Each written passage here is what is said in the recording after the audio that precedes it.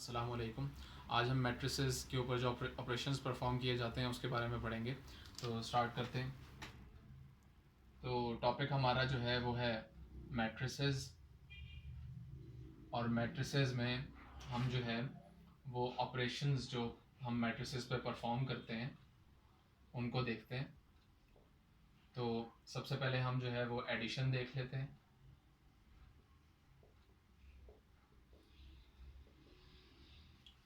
तो अगर हमारे पास दो मैट्रिसेस हमें गिवन हो तो उन दोनों की एडिशन जो है वो उनके एडिशन के लिए एक कंडीशन है हमारे पास।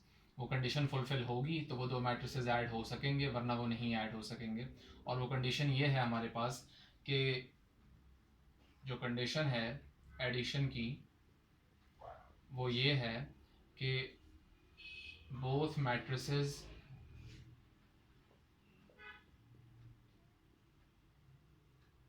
should have same order, should have same order। यानी जिन दो मैट्रिसेस को आप ऐड करना चाह रहे हैं उनका ऑर्डर सेम होना चाहिए, उस सूरत में वो एडिशन उनकी हो सकेगी, वरना नहीं हो सकेगी। फॉर एग्जांपल अगर मैं यहाँ पे एक मैट्रिक्स लिखता हूँ जिसको मैं ए से रिप्रेजेंट कर रहा हूँ, और वो है 1 3 7 8 9 4। ये हमारे पास ए मैट्रिक्स है। और एक मैट्रिक्स है बी मैट्रिक्स जिसको मैं लिखता हूँ 1 2 7 8। तो ये जो दो मैट्रिसेस हैं, अगर हम इसका ऑर्डर देखें तो इसका ऑर्डर हमारे पास है 2 क्रॉस 3, और अगर हम इसका ऑर्डर देखें तो इसका ऑर्डर है 2 क्रॉस 2। तो क्योंकि इन दोनों के ऑर्डर्स जो हैं वो हमारे पास सेम नहीं हैं, इसलिए मैट्रिसेस जो हैं वो ऐड नहीं हो सकेंगे। लेकिन अगर हम सपोज सेम ऑर्डर कर देते हैं दोनों का,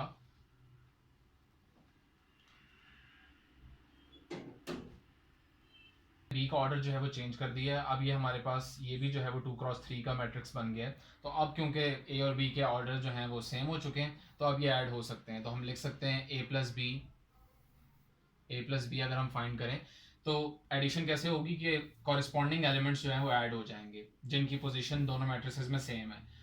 ये एंट्री जो है वो इस एंट्री के साथ ऐड हो जाएगी, तो ये हो जाएगा 1 + 1, और हमारे पास इसी तरह बाकी एंट्रीज भी हो जाएंगी।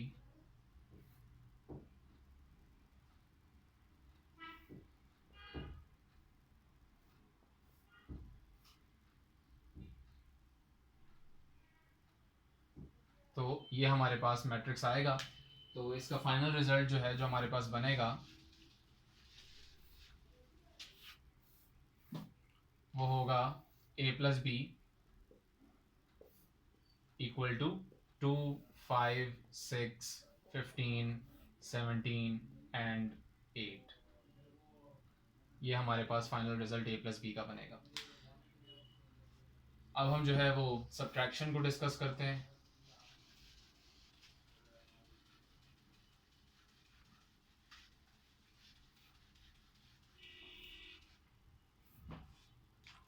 सेकंड जो हमारे पास है वो है सब्ट्रैक्शन, और सब्ट्रैक्शन जो है वो उसकी भी सेम कंडीशन है कि जो दो मैट्रिसेस आप जो हैं वो सब्ट्रैक्ट करना चाह रहे हैं उनके ऑर्डर सेम होने चाहिए। तो हम कहेंगे सेम एज एडिशन। तो दोनों मैट्रिसेस के ऑर्डर सेम होने चाहिए, तब हमारे पास जो है सब्ट्रैक्शन दो मैट्रिसेस की हो सकेगी। और हमारे पास सब्ट्रैक्शन करते हुए भी हमने उसी तरह ही करना होता है कि कॉरेस्पॉन्डिंग एलिमेंट्स को सब्ट्रैक्ट कर देना होता है। अब हम इसकी जो है वो थर्ड इसका ऑपरेशन देखते हैं। और थर्ड जो है वो है स्केलर मल्टीप्लिकेशन।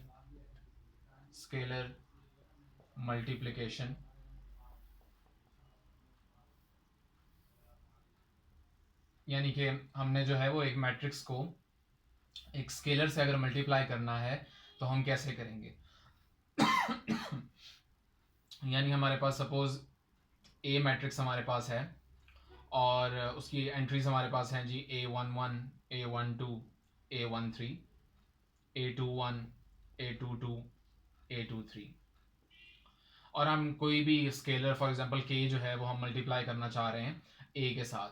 तो जब हम इस स्केलर को ए मैट्रिक्स के साथ मल्टीप्लाई करेंगे तो इसका जो आंसर होगा वो ये होगा कि के जो है वो हर एंट्री के साथ ए की जो है वो मल्टीप्लाई हो जाएगा। तो सिंपल इसका आंसर होगा KA11, KA12, KA13, KA21, KA22, KA23।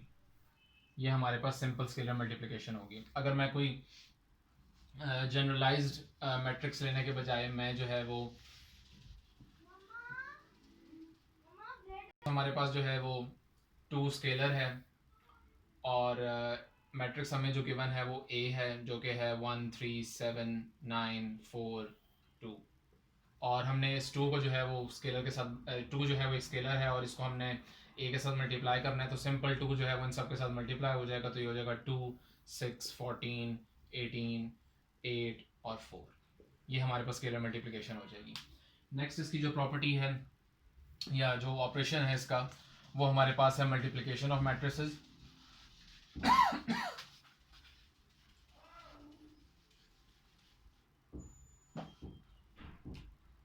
Fourth हमारे पास जो ऑपरेशन है वो है मल्टीप्लिकेशन ऑफ 2 मैट्रिसेस। तो मल्टीप्लिकेशन जो है हमारे पास उसकी भी एक कंडीशन है। 2 मैट्रिसेस जो हैं वो एक कंडीशन के तहत ही हमारे पास मल्टीप्लाई हो सकेंगे और वो कंडीशन जो है उसको मैं कहता हूँ CR रूल। CR रूल का मतलब ये है C जो है वो कॉलम्स ऑफ फर्स्ट मैट्रिक्स को रिप्रेजेंट करता है और R जो है वो रोज ऑफ सेकंड मैट्रिक्स को रिप्रेजेंट करता है। यानी अगर 2 मैट्रिसेस हमारे पास हैं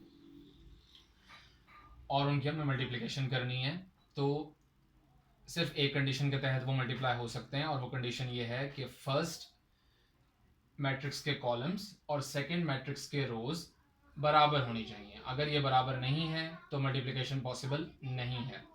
यानी कंडीशन CR रूल क्या कहता है? CR रूल ये कहता है कि columns of first matrix should be equal to number of rows, मुझे यहाँ पे भी नंबर लिखना चाहिए, number of columns of first matrix should be equal to number of rows of second matrix। उस सूरत में हमारे पास जो है मल्टीप्लिकेशन पॉसिबल होगी। फॉर एग्जांपल हमारे पास 2 मैट्रिसेस लिखे हुए हैं, A इज इक्वल टू 1 2 9 7 1 3 और हमारे पास B मैट्रिक्स लिखा हुआ है 1 2 7 8। तो अब हम देखते हैं कि CR रूल यहाँ पे अप्लाई हो रहा है या नहीं। तो इसके हमारे पास कॉलम्स कितने हैं? 3। इसके हमारे पास रोज कितनी हैं? 2। इसका मतलब है कि क्योंकि फर्स्ट के कॉलम्स जो हैं वो सेकंड की रोज के बराबर नहीं है, इसका मतलब है these 2 matrices can't be multiplied.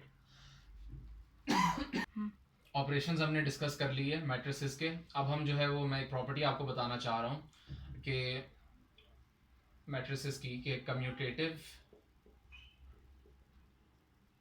Property with respect to multiplication